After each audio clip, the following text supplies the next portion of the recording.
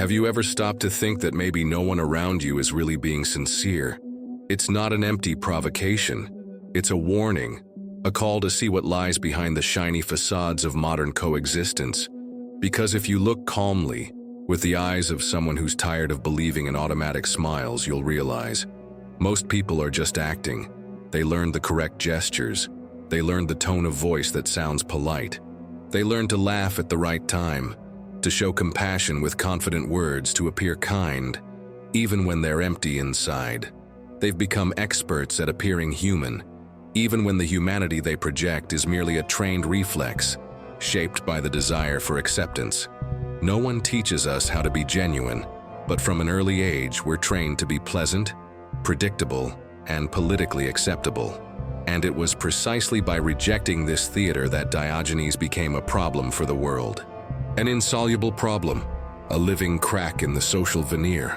While everyone else sought comfort in social lies, he walked the streets with a lit lantern in broad daylight, not out of madness, but because he said he was looking for an honest man, someone who had the courage to be authentic in a world addicted to appearances, someone who didn't use politeness as a mask, someone who wasn't just a well-rehearsed actor on a stage of automatic interactions. He never found it. And perhaps deep down, he knew he wouldn't. But he kept going, not for the search itself, but for the denunciation that the search represented. The figure of Diogenes is disturbing because it exposes us. There is no defense against the kind of sincerity he practiced. There is no argument against the radical gesture of someone who prefers to sleep on the floor rather than live a comfortable lie. His dirty body, his direct speech, his refusal to participate in conventions. Everything about him was a living, breathing reminder that perhaps we are living wrongly and don't even realize it. Or worse, we understand, but prefer to pretend otherwise. Have you ever noticed how some people change their tone of voice when speaking to those in power? Have you noticed how the same colleague who treats you affectionately changes when in front of someone superior? Have you noticed how even your own language changes in different environments? To adapt, to fit in, to be accepted? How many times have you kept quiet to avoid spoiling the mood? How many times have you disguised an opinion to avoid appearing rude? How many times have you felt angry, but smiled? Diogenes would call this domestication. And he would ask us, what's left of you after so many adjustments? How many real parts of yourself did you have to erase to be socially functional? How many pieces of your essence did you bury to fit the mold? Do you still know who you are without the need to please? Is there something authentic about you that doesn't depend on anyone's approval? The truth is, we've created a world where no one can be whole, where everything must pass through the filter of convenience, etiquette, and what sounds right.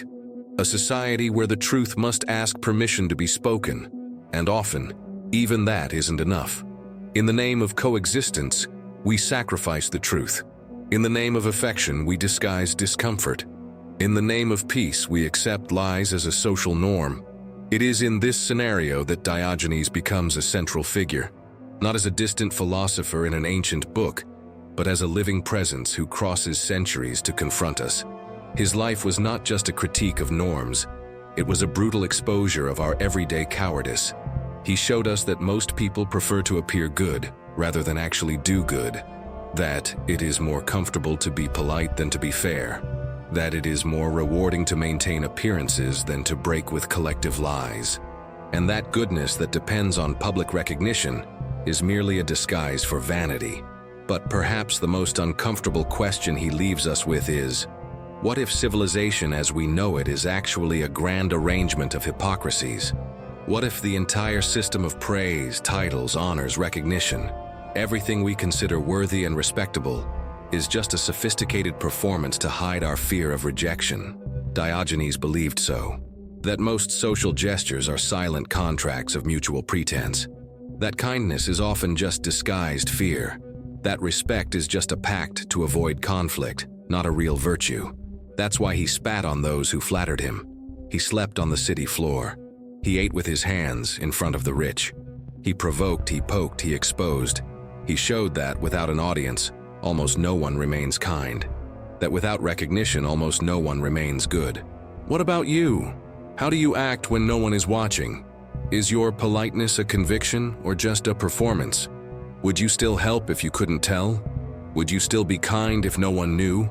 Would you still be fair if it cost you your reputation? This kind of reflection hurts because it exposes the distance between who we are and who we portray ourselves to be, between intention and appearance, between sincere impulse and calculated behavior. It cuts deep because it confronts the idea we have of ourselves, and it forces us to face how much we've sold ourselves for crumbs of acceptance. The pain comes precisely from this, realizing that we may be sacrificing our truth in exchange for approval, that we smile when we don't want to, that we agree when we don't feel like it, that we praise out of habit, not truth, that we live to please, not to be. The question Diogenes forces us to face isn't whether we are good, but whether we still know what goodness is without applause, whether we can identify a noble gesture that doesn't depend on an audience, whether we can act with integrity even when the whole world prefers polite lies. He lived like a dog. That's how he identified himself. Because dogs don't fake emotions. They don't worry about etiquette. They sleep when they're sleepy. They bark when they feel threatened. They don't act out. They don't negotiate their nature. They are whole, even when wild. And this wholeness for Diogenes was freedom. This was the freedom he sought, to live as if no one was watching, to owe nothing to any rules invented for appearances, to speak one's mind even knowing the world prefers the silence of the educated, to refuse to put on a show even when it costs one comfort, prestige, and belonging. And this is where discomfort starts to turn into a challenge. Because if you heard all this and felt anger, maybe it's because you recognized something of yourself in that uncomfortable mirror. If you felt shame, maybe you realized how much you've already given in. And if you felt fear, it's because you know there's a price for authenticity. But perhaps the greatest fear is something else. The fear of discovering that, after taking off all the masks, you no longer know who you are. But what if the price of continuing to pretend is even higher? What if living a lie is a prison with walls of praise, where the soul slowly suffocates until it no longer has a voice? Diogenes didn't hate the world. He wanted to heal it. But he knew that no healing begins without exposing what's wrong. He gave us this discomfort as a gift, as an invitation to abandon the role and finally begin to live without a script, as a real chance to find peace, not in the acceptance of others, but in reconciliation with one's own truth. And perhaps, if we look with braver eyes, we can find something true amidst the masks. Perhaps there's still time to rescue what we've buried beneath the need to be accepted. Perhaps there's still a chance to live wholeheartedly, but only if we're willing to ask the question almost no one has the courage to answer. Would you be the same person if no one else was watching? Imagine walking into any room, an office, a classroom, a family gathering, and observing what's happening there without saying a word. Observe the exchange of glances, the quick laughs, the subtle gestures, the planned silences. Notice how everything seems carefully calibrated. No one truly speaks their mind. No one expresses discomfort without first gauging the reaction of others. There's a tension disguised as harmony, a tacit pact that no one should deviate from the script. Everything works well, as long as no one dares to be too authentic. This was the world Diogenes saw with complete clarity, and that's why he was considered dangerous. He mercilessly exposed the moral and psychological frailties of a society built on appearances. And he did so not with elaborate speeches, but with simple gestures that carried the weight of an earthquake. He slept anywhere. He ate with his hands. He spoke his mind. He questioned what no one dared touch. He shattered conventions with the simple act of living his way. One day, someone asked him why he behaved like a dog. He replied, "Because dogs are the only ones who don't pretend." In Diogenes' logic, the dog was the ultimate symbol of freedom. It does not bow to social conventions. It does not repress itself to be loved. It does not fake emotions. The dog acts on true impulse, not social calculation. It is authentic by nature. That is why it chose to be like one, not out of lack of control, but out of wisdom. The dog, for him, was more worthy than civilized man, because the dog does not lie. It does not flatter. it does not act. Today we call someone cynical as an insult. But Diogenes' original cynicism wasn't nihilism or coldness. It was a philosophy of shock, a radical attempt to tear back the curtain of social theater and reveal what lay behind it. Fear, insecurity, the desire for approval. He wanted to deprogram people, to destroy the performance they repeated every day without realizing it, to tear apart the script that had become second nature. What about you? Have you ever stopped to think how many times you did something just to make it seem right, rather than because you truly believed it? How many times have you praised someone you despised? How many times have you remained silent in the face of injustice to avoid causing discomfort? How many times have you failed to do what you thought was right for fear of appearing inadequate? How many times have you seen something absurd and looked away just to preserve your comfort zone? We often hear that this is knowing how to live in society, but Diogenes would call it cowardice, and he went further. For him, this kind of behavior creates a silent form of slavery, an invisible prison where the bars are made of expectations and the guards are the gazes of others. A prison where the prisoner learns to decorate his cell and smile. You might think I'm exaggerating, but consider a simple everyday moment. Someone accidentally drops something on public transportation. No one helps. Everyone pretends not to see. Silence reigns. But when someone finally stands up and offers help, the scene changes. There's discomfort, stares, and in some cases even criticism. That person has gone off script, and this threatens the collective comfort zone, as if the simple gesture of humanity reminds others of what they've chosen to abandon. Diogenes believed that the truth hurts, but it liberates. He wasn't a gratuitous provocateur. He was a liberator through discomfort. He asked the questions no one wanted to hear. Why are you ashamed of your body? Why do you need a title to feel respected? Why do you smile at someone you hate? Why do you accept compliments you don't believe? These questions are troubling because they cut to the chase. Most people don't live. They play a role. They hide behind titles, labels, appearances. And over time, they forget who they really are.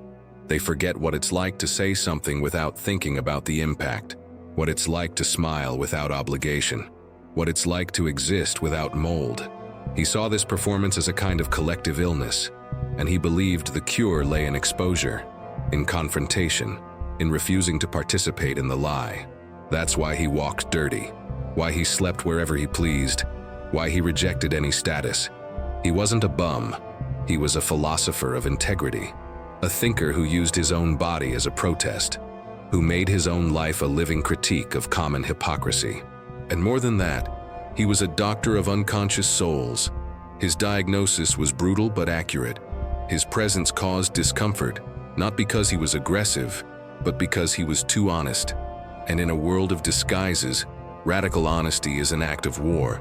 Today you may not sleep in a barrel like him, but perhaps you live within a much tighter social bubble. Maybe your barrel is the fear of disappointing your parents, or the fear of displeasing your colleagues. Maybe it's Instagram, or your work WhatsApp.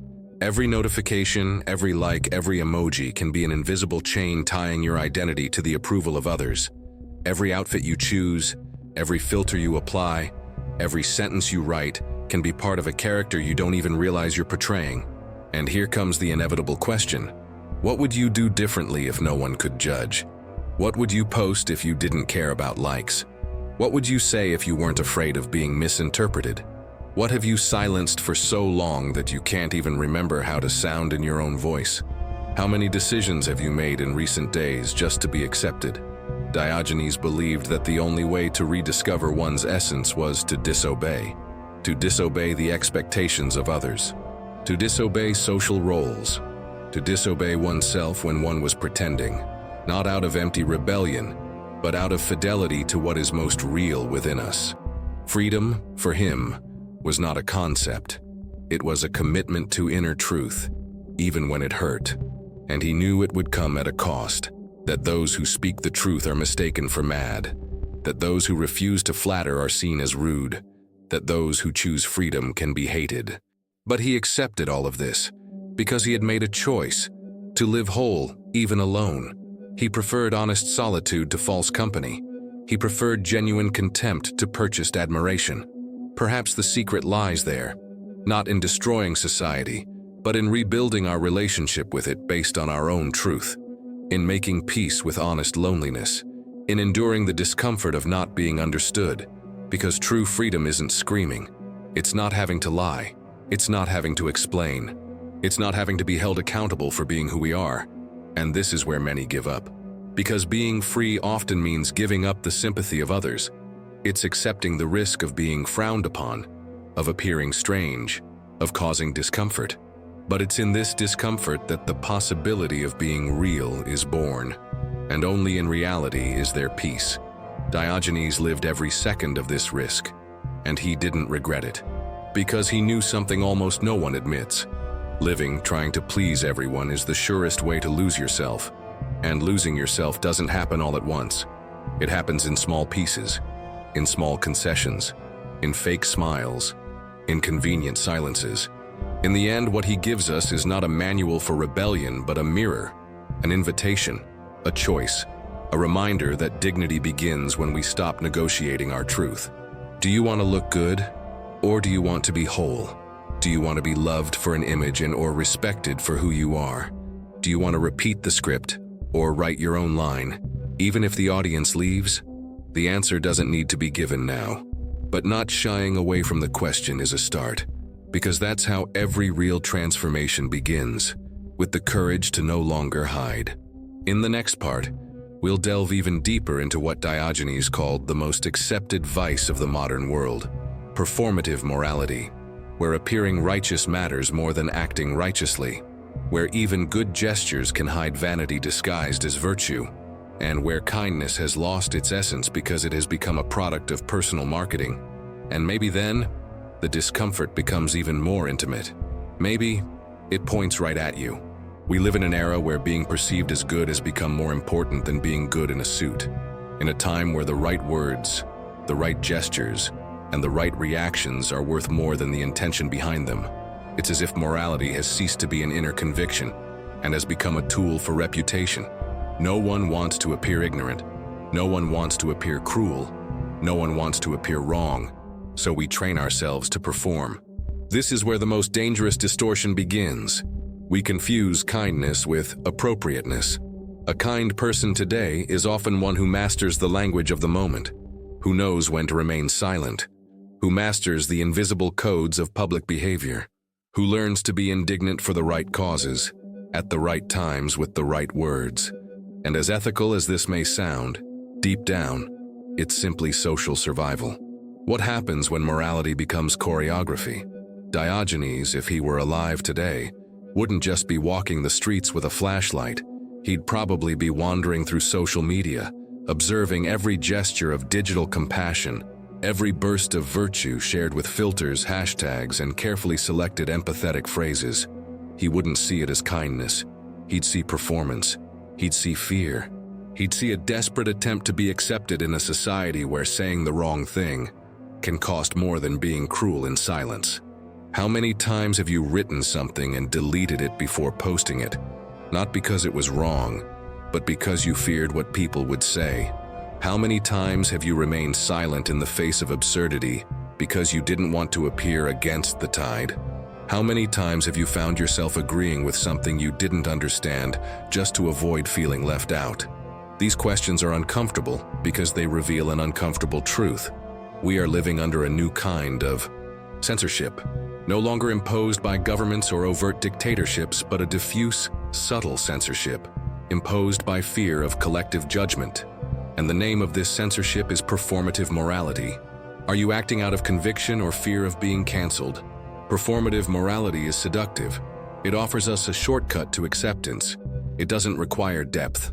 It's enough to reproduce the right codes, repeat the phrases everyone else is saying, publicly display small acts of kindness like accumulating purity stamps, and most dangerously, it rewards us with immediate approval, with likes, with applause, with the illusion of belonging.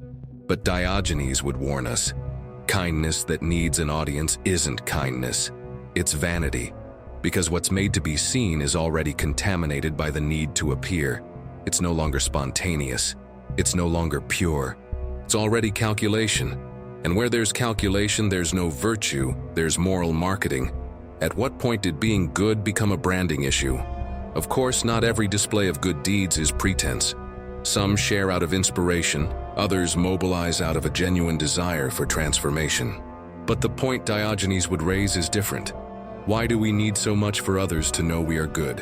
Why do we have an almost uncontrollable need to document our virtues?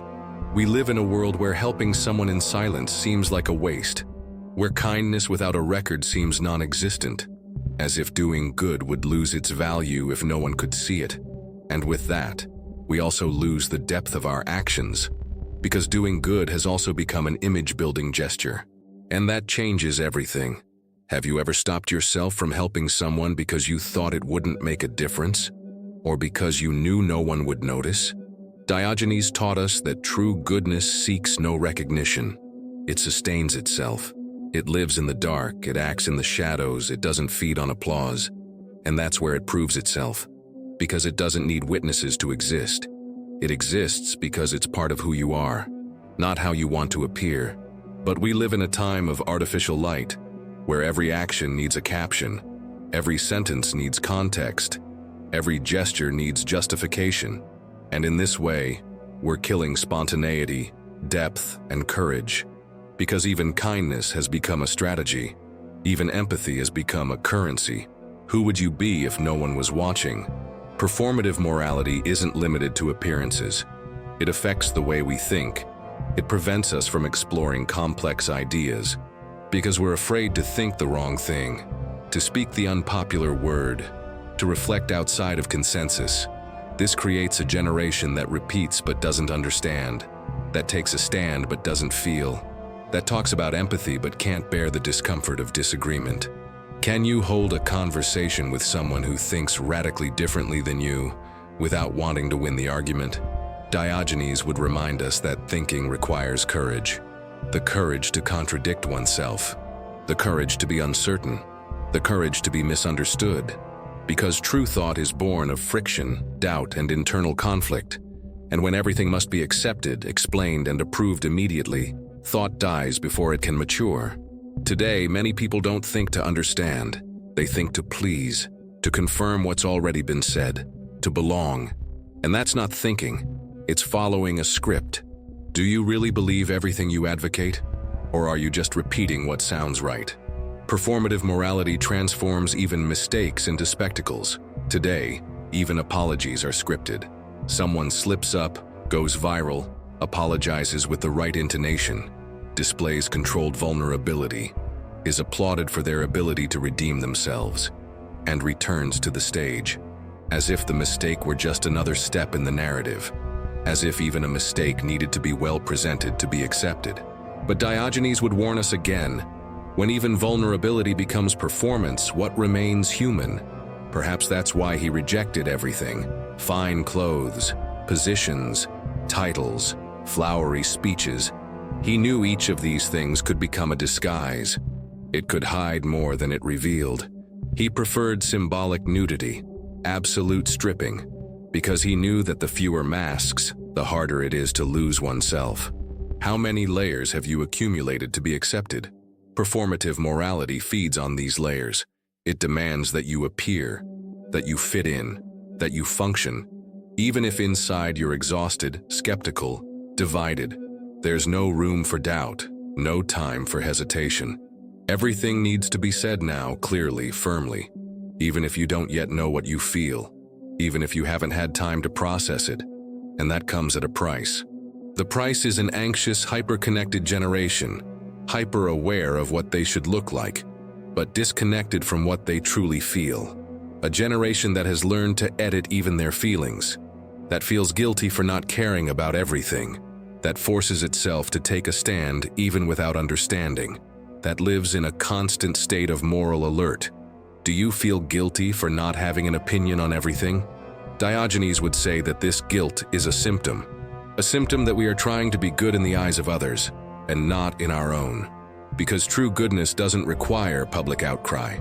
It requires silence, time, reflection, It sometimes requires the courage to not have a ready answer, the humility of not knowing. But who today allows themselves to say, I don't know, I'm still thinking, I'm not sure? Performative morality doesn't allow this, because it doesn't want real human beings. It wants well-trained characters. It wants short sentences, quick indignations, well-tuned emotions. It wants answers, not processes. It wants purity, not complexity. Diogenes wasn't pure.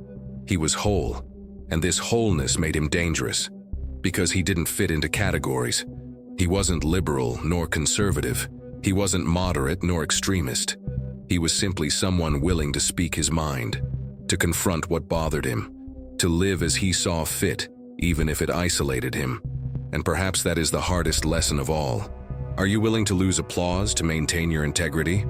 In the next part, we'll explore what happens when even our most intimate relationships become based on exchange, calculation, and convenience, where truth is sacrificed in the name of harmony, and where Diogenes, once again, forces us to ask, who would stay by your side if you stopped pleasing? If you disappeared from social media today, how many people would actually notice your absence?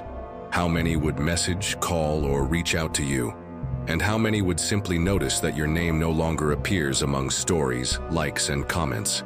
This question isn't just about digital connections. It's about the quality of our relationships.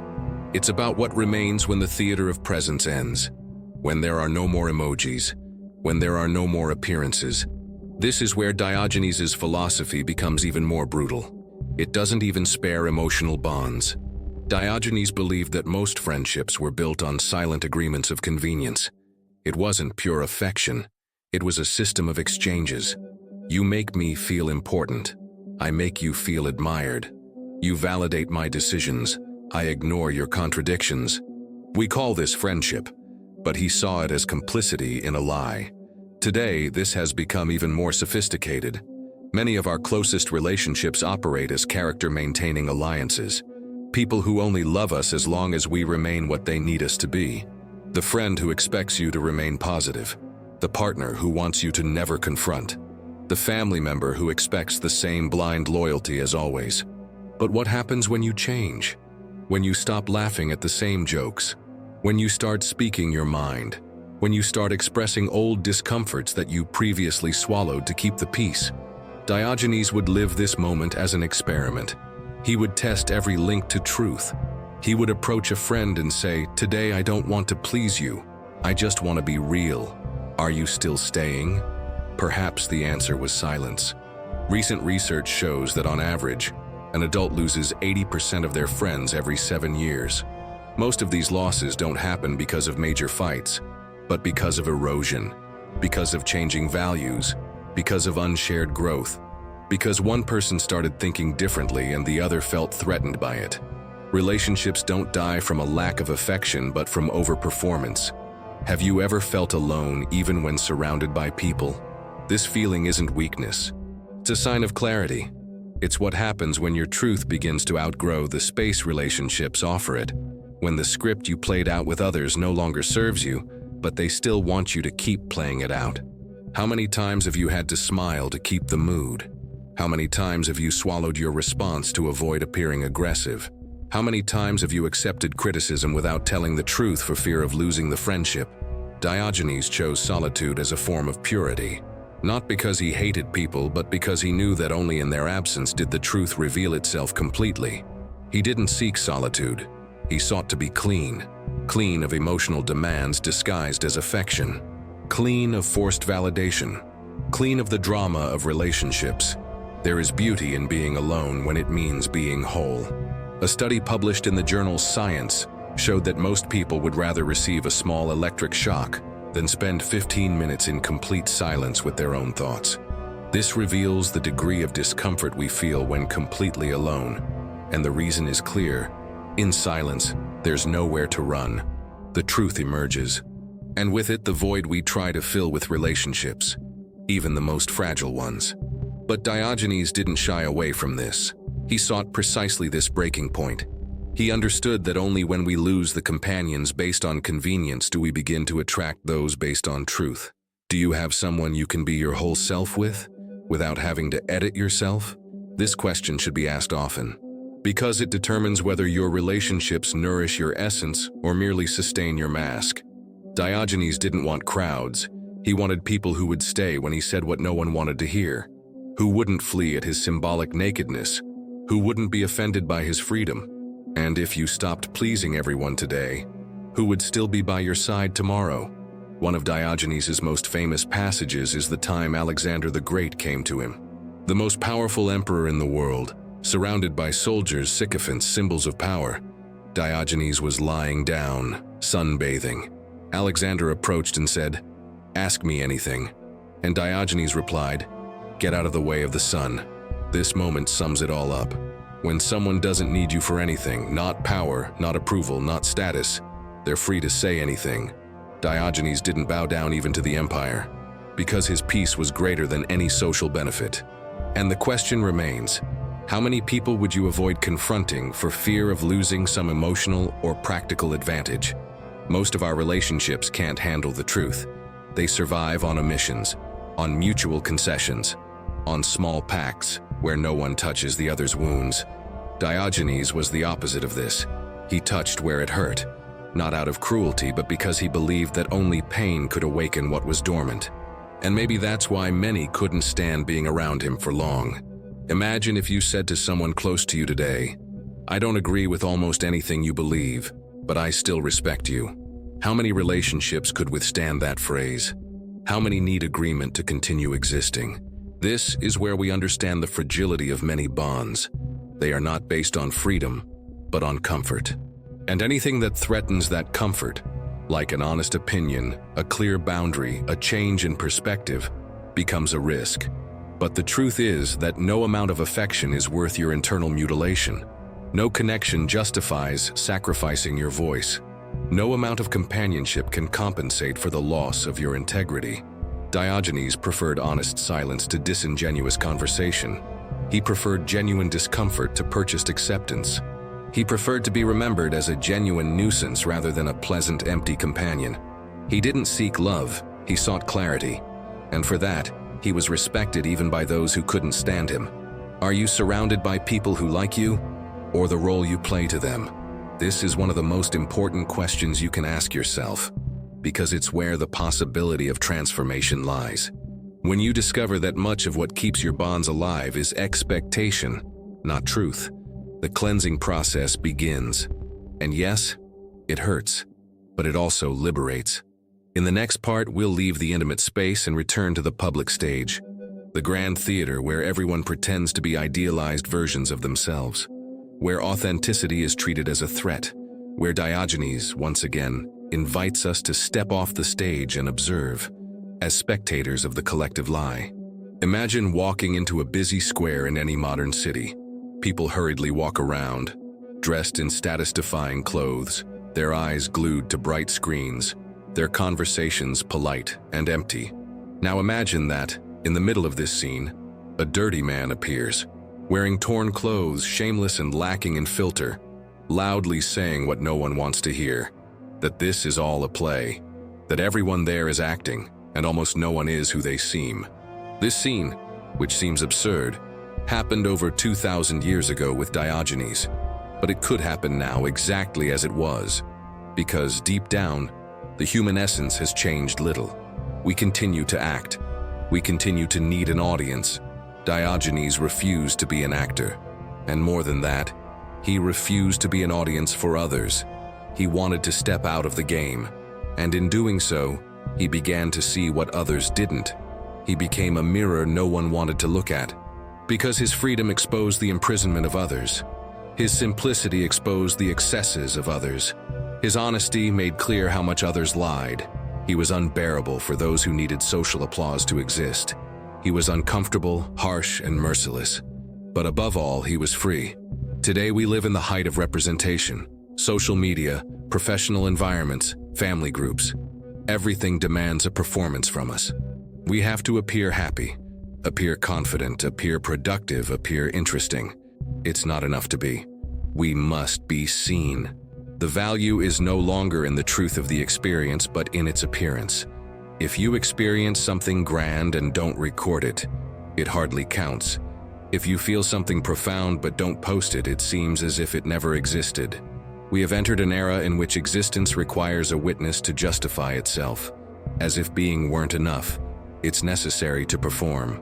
But what happens when this performance becomes permanent? When you no longer know who you are without the presence of others? When your identity depends on the reflection in the audience's eyes?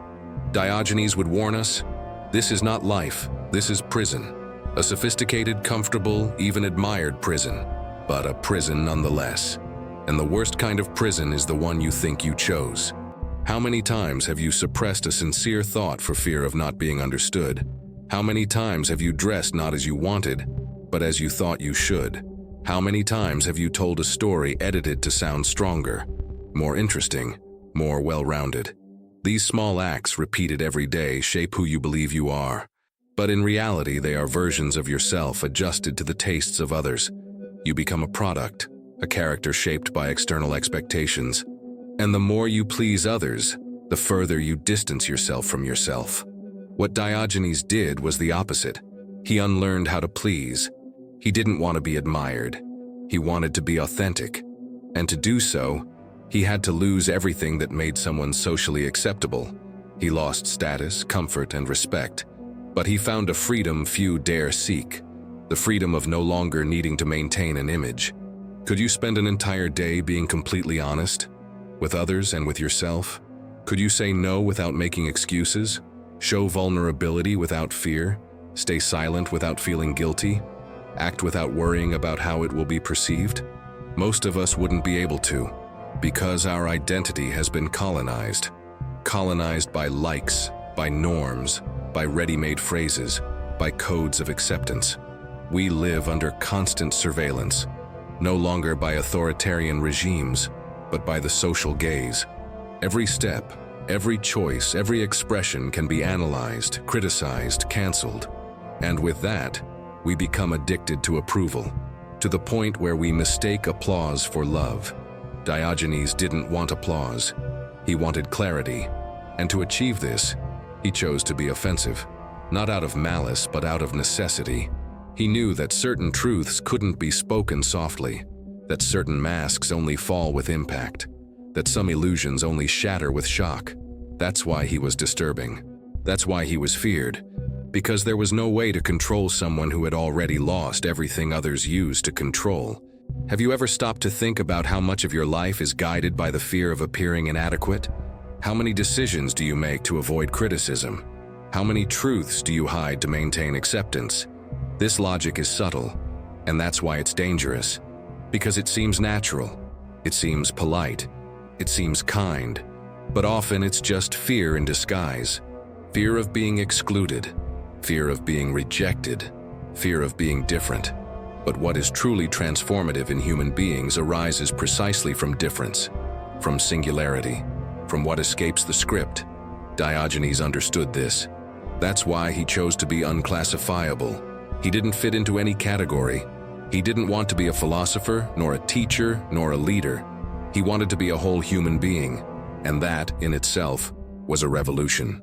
Today, when we look at the world, we see an epidemic of exhausted people, not from work, but from the need to maintain personalities, from the pressure to appear strong, happy, successful, from the obligation to have ready answers, to know what to say about everything, to have an opinion, a position, absolute coherence.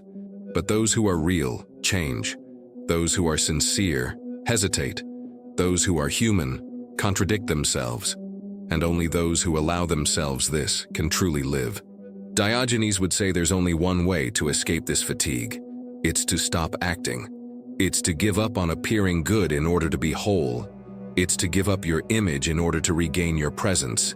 It's to become so genuine that others can no longer label you. But that takes courage. The courage to endure the strange look, the distancing, the judgment, the loss. Because when you stop pleasing, many people walk away, but those who stay are the ones who matter.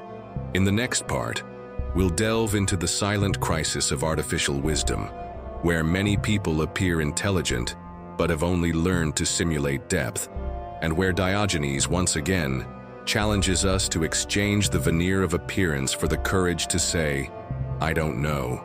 Imagine that everything you've experienced so far was, in fact, a long, silent preparation for a definitive moment.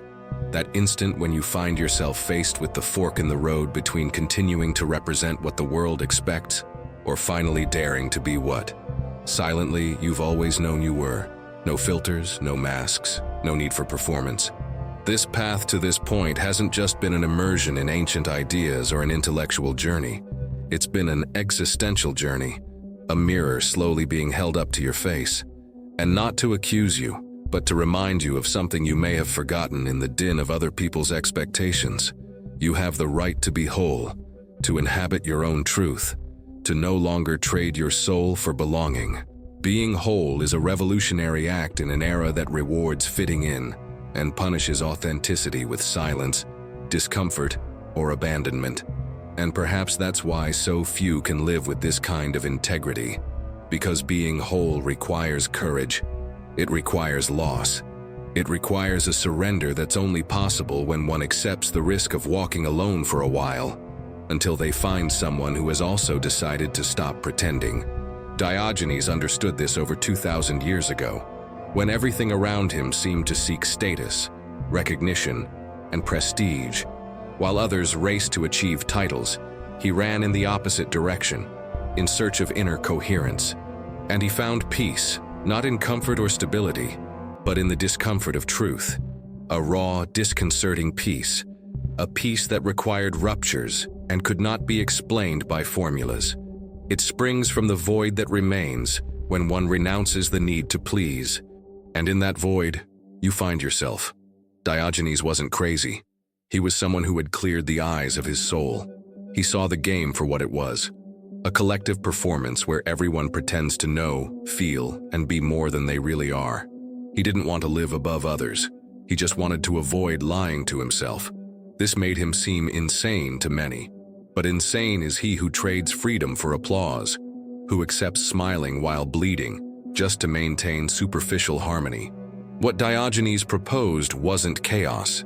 It was a radical realignment with inner truth, a return to essence, a freedom that begins when you stop measuring your self-worth through the eyes of others, when your compass becomes what lets you sleep peacefully, not what makes you appear virtuous. This shift in axis is the beginning of everything. It's the birth of a new existence, no longer guided by inherited rules, but by conscious choices. But how do we bring this to real life, amid commitments, pressures, and fragile relationships dependent on convenience? It's not about becoming a hermit, dropping everything and living on the margins. It's about initiating small movements of return, daily gestures almost imperceptible, but which gradually deprogram the characters, relearning how to be, not just appear to be. Below, a transition plan, a path of action for those who want to transform philosophy into living practice. 1. Cultivate silence before any reaction. When something provokes you, breathe. When someone demands a quick response, allow yourself to pause. In that space between stimulus and response, there is freedom. That's where your true self resides. The world shouts, but the essential can only be heard in silence. 2. Make a truly unexpected gesture, something that breaks your usual routine. It could be saying no to someone who always manipulates you, or saying yes to something you've always put off out of fear. Break the pattern. This small change has the power to awaken dormant parts of you. 3. Choose a social addiction to deprogram. It could be an addiction to approval, self-promotion, or emotional avoidance. For a week, observe your impulses in this area. Don't try to control them. Just see clearly, because what is seen clearly begins to lose strength. 4. Create a daily solitude ritual. Turn off your phone. Step away. Do nothing but be with yourself. It may feel uncomfortable at first, but soon you'll realize how much you've been running away from yourself. And when you stop running away, you'll begin to find yourself again. 5. Write letters that will never be sent. To yourself, to people from the past, to versions of yourself that have fallen by the wayside. Let the words flow uncensored. Then read them. In this reading, you will find forgotten parts, unprocessed pains, truths that need space to breathe. 6. Offer an invisible act of kindness. Something no one sees, no one applauds, but you know deep down it was genuine. This gesture is like strength training for the soul. It strengthens integrity without feeding the ego. This plan is for those who no longer want to pretend, for those who have grown tired of the superficiality of easy applause, for those who understand that being admired is not the same as being free, because true freedom can cost a lot, but its absence costs everything. You'll lose invitations. You'll seem cold to some. You'll scare those accustomed to your domesticated self, but in return, you'll gain the rare privilege of living like someone who belongs to you, of sleeping peacefully, of speaking little, but with meaning, of acting less, but with presence. Living like Diogenes is much more than rejecting patterns. It's building a life where you can be whole, even when it hurts. It's walking between masks with the serenity of someone who no longer needs to wear them. It's lighting an inner lantern, not to illuminate the world, but to remind yourself that you are awake, that you haven't forgotten who you are. If any part of this video resonated with you, if it caused discomfort or made you think silently, this is already your first breakthrough. This is already the first step. Now keep going. Don't stop. Don't extinguish this impulse with distractions. Honor this movement. Subscribe to the Deep Psyche channel, like the video, and share your experiences or questions in the comments, even anonymously if you prefer. This journey is a collective one, even if it begins in solitude. Your voice can touch someone who's also tired of pretending. And never forget, perfection is an illusion. Ma.